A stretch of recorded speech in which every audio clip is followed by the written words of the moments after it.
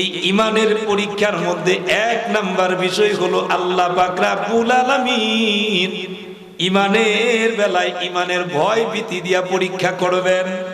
আপনি কত নাম্বার ইমানদার, ইমান আপনার কতটুকু মজবুত, এই পরীক্ষা ছাড়া আল্লাহ পাক রব্বুল আলামিন একজন ইমানদার নারী আর পুরুষকেও আল্লাহ ছেড়ে দিবে না।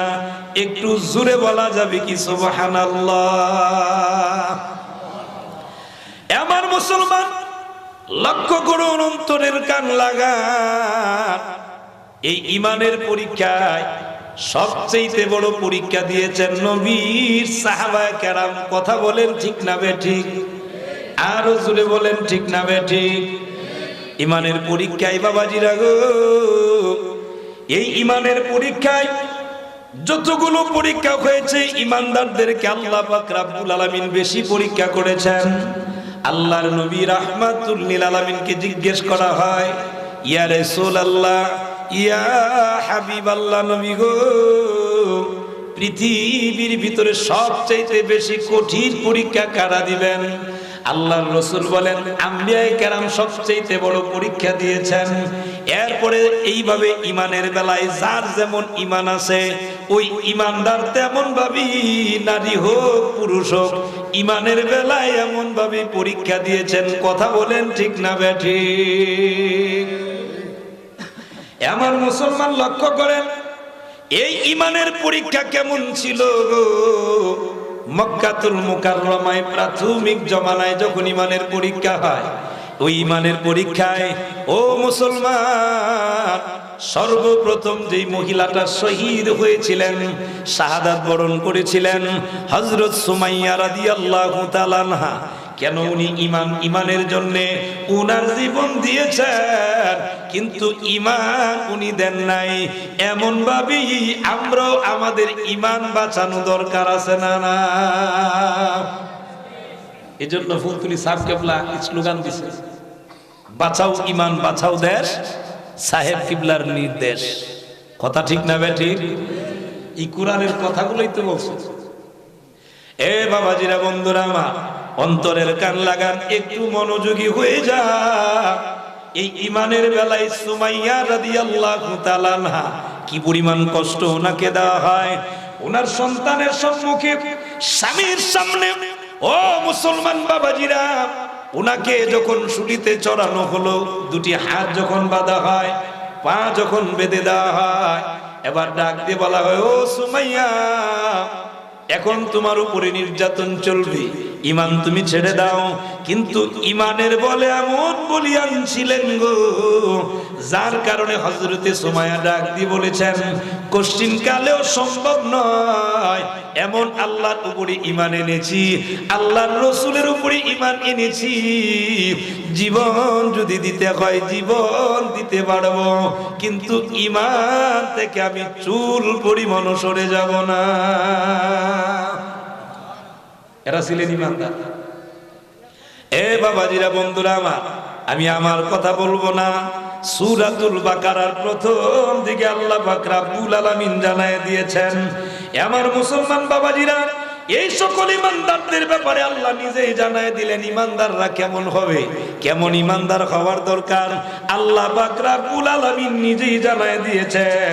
আল্লাহ পাক রব্বুল আলামিন জানায় দিয়ে বলে দিয়েছেন, وَإِذَا قِيلَ لَهُمْ آمِنُوا كَمَا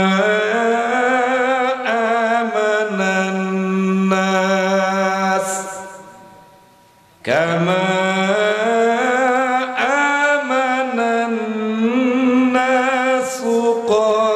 قَالُوا أَنُؤْمِنُ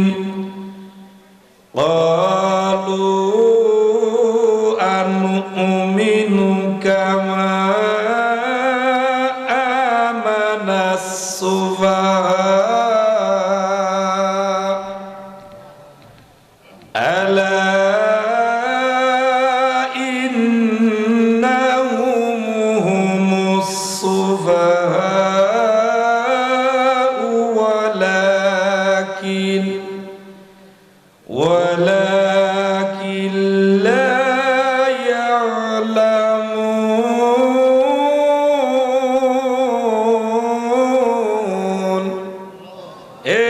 ইমানদার মুসলমান, আল্লাহ পাক রব্বুল আলামিন জানায় দিয়েছেন ইমানদার কেমন হওয়ার দরকার জানুনি। ইমান তোমরা কেমন ভাবে ইমান আনবা, এই নাসের তাফসীর করেছেন মুফাসসিরিনে কেরাম। নবীর সাহাবায়ে কেরামের মতো ইমান যদি হয় গো, এই সকল ইমানদারের মতো ইমানদার যদি হওয়া যায়, আল্লাহ পাক রব্বুল আলামিন তাদেরকে সুসংবাদ দিয়েছেন। একটু মুহাব্বতে বলা যাবে কি সুবহানাল্লাহ? আর একটু জোরে বলুন আল্লাহু আকবার। নবীর সাহাবায়ে কেরামের মতো ঈমান লাগবে। আমাদের দেশে এমন বহু মানুষ আছে, ও বাবাজিরা, সুদ খায় কিন্তু বলে ঈমান বড় শক্ত। কথা বলে আছে না নাই? ঈমান বড় শক্ত, সুদ খায়। এ বাবাজিরা, আপনি যদি সুদ খান, আপনার ঈমান কত বড় শক্ত। ঈমান কেমন হইল? সুদ হারাম করছেন কে? জোরে বলা লাগবে। প্যান্ডেলের এই পাশে একটু আওয়াজ হচ্ছে, আমি অনুরোধ করব আপনারা যদি আওয়াজ দেন তা আলোচনা করা যাবে না।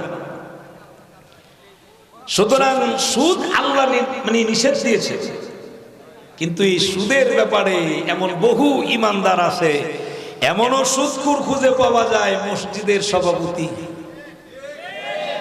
জুড়ে বলেন আসেনি? এমনও সুদখোর খুঁজে পাওয়া যায় সমাজের সবচাইতে বড় দানবী, কিন্তু আপনি আপনার ঈমান কতটুকু আছে এটার তো খবর নেই। বাবা, আপনি যদি ইমানদার দাবি করেন, নবীর সাহাবায়ে কেরামের মতো ঈমান লাগবে। আর এই রকম ইমানদার যদি হতে পারেন, আল্লাহ খুশখবর দিয়েছেন, জান্নাতের সুসংবাদ দিয়েছেন। একটু জোরে বলুন সুবহানাল্লাহ। এরকম ঈমান দরকার আছে না নাই? এজন্য আল্লাহ বলে দিয়েছেন, যখন তাদেরকে বলা হইতো যে তোমরা ঈমান আনো নবীর সাহাবায়ে কেরামের মতো, এরা তখন বলতো বেকল বেকুব, বুঝে মুঝে না, এগোর মতো আমরা ঈমান আনবো। আমগো সমাজের ভিতরে কিছু মানুষ আছে এরকম, নামাজ নাই, হালাল হারাম ভেদাভেদ নাই, সমাজের বড় নেতা। আর এইরকম নেতা নেতৃত্ব দেয় তখন যারা গরিব মানুষ মসজিদে নামাজ পড়ে, এদেরকে তখন বলে এরা বুঝে না।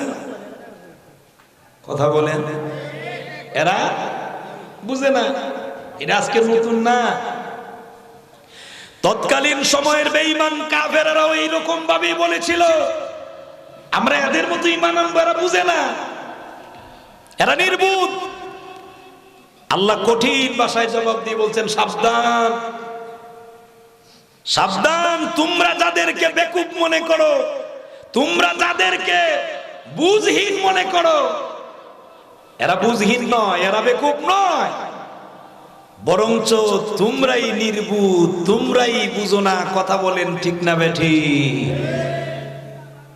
এজন্য বেঈমান কাফেররা আল্লাহর রাসূলের কাছে আবদার করেছিলেন, আপনার সামনে আমাদেরকে জায়গা দিবেন, গরিব কাঙ্গাল এরা যারা, এদেরকে জায়গা দিবেন না।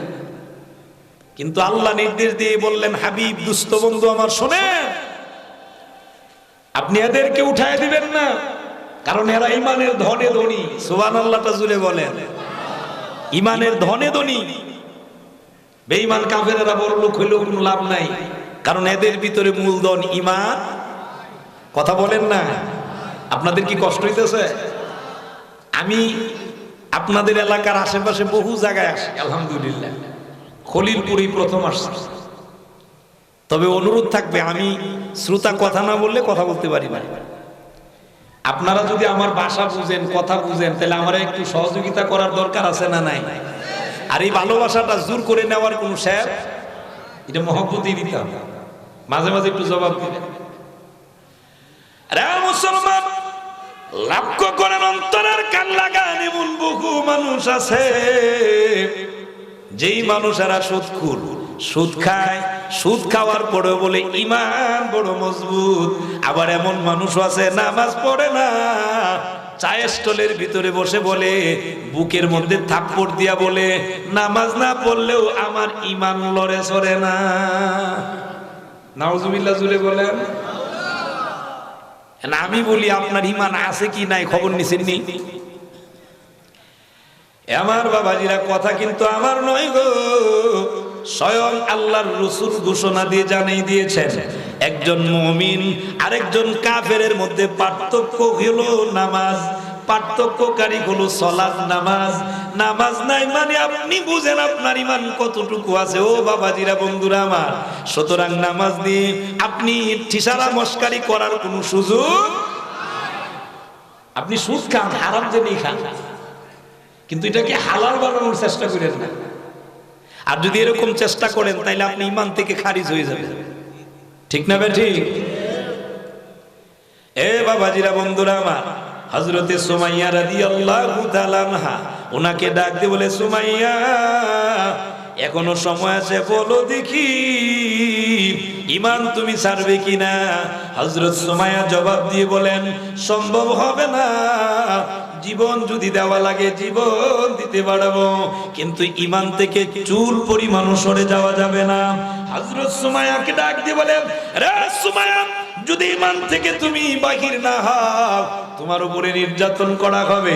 সুমাইয়া মুস্কি হাসি দিয়ে বলেন, কোনো অসুবিধা নাই। শেষ পর্যন্ত যখন গালিগালাজ দেয়, হযরত সুমাইয়া আবু জেহেলের মুখের মধ্যে থুতু নিক্ষেপ করে দিলেন। জোরে বলা যাবে কি সুবহানাল্লাহ?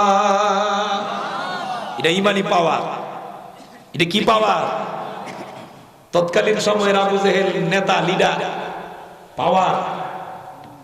কিন্তু হাজার পাওয়ার থাকুক, একজন ঈমানদারের কাছে এই পাওয়ার কোনো পাওয়ার। এই বাবাজিরা, বন্ধুরা আমার, সঙ্গে সঙ্গে হযরত সুমাইয়ার গোপনাঙ্গের মধ্যে বল্লম যখন মেরে দিলেন, বল্লম মেরে দিয়েছেন, হযরত সুমাইয়া রাদিয়াল্লাহু তাআলা আনহা শাহাদাত বরণ করলেন, শহীদ হয়ে গেলেন। কিন্তু ঈমান দেয় নাই, ঈমান বিক্রি করেন নাই।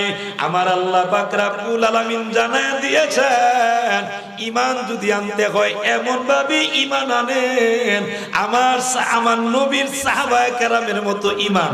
এই রকম ঈমান যদি হয়, আল্লাহ পাক রব্বুল আলামিন ওই সকল ঈমানদারদের জন্য খুশখবরি দিয়েছেন।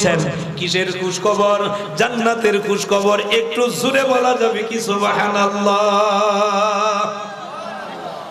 ওয়াবাশশিরিল্লাযীনা আমানু ওয়া আমিলুস সলিহাতি আন্না